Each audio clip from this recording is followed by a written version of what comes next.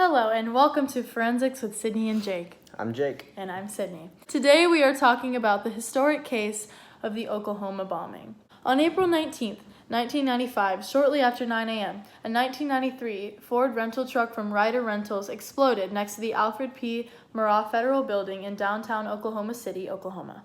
The explosion killed 168 people, including 19 young children and infants, and injuring more than 650 other people, damaging and destroying over 300 other buildings in the area. Former U.S. Army soldier Timothy McVeigh and his associate, Terry Nichols, are to blame for this crime, and here's why. Due to the collapse of the Soviet Union, McVeigh was discharged early due to lack of need for soldiers. Around the time of his discharge in 1991, Bill Clinton was elected president.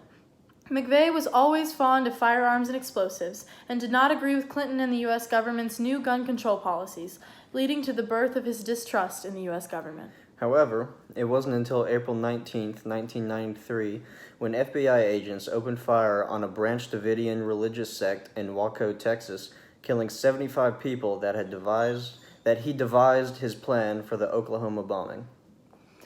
Exactly 2 years later, McVeigh targeted the Alfred P. Murrah Federal Building to enact his plan. Why, you ask? Well, McVeigh targeted the Murrah Building because it housed religious offices of federal agencies such as the Drug Enforcement Agency, Secret Service, and the Bureau of Alcohol, Tobacco, and Firearms and Explosives. McVeigh found this as a perfect time to express his feelings about gun control policies and get revenge for the victims of the Branch Davidian incident. The key forensic technique used in this case was trace evidence. The FBI used the debris from the scene to link McVeigh to the crime.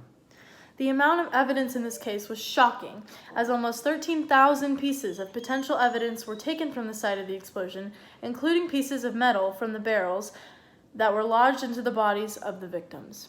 Traces of ammonium nitrate and fuel oil that made up the bomb were found everywhere on the scene and on McVeigh's clothes, indirectly tying McVeigh to the crime. However, the nail in the coffin for McVeigh was when a pair of earplugs and a knife with traces of the chemicals were confiscated and tested when McVeigh was taken into custody for an unrelated charge just 80 minutes after the bombing occurred. McVeigh was sentenced to life in prison with his associate Terry Nichols, conspirator, on August 10, 1995.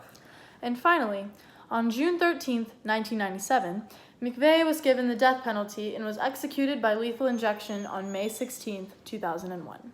Now, stick around for a special with our partners at NBC and the executives from the White House about the Oklahoma bombing.